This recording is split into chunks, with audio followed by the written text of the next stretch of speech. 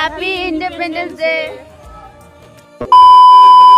সবাইকে জানাই happy independence day.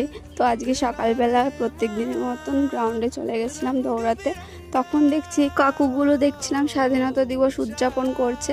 তো আমি গেছি, পরে আমাকে একটা লাড্ডু দিয়ে দিল খাবার জন্য। তারপর আমি ওদের জন্য ওয়েট করছিলাম, আমার বান্ধবীদের জন্য।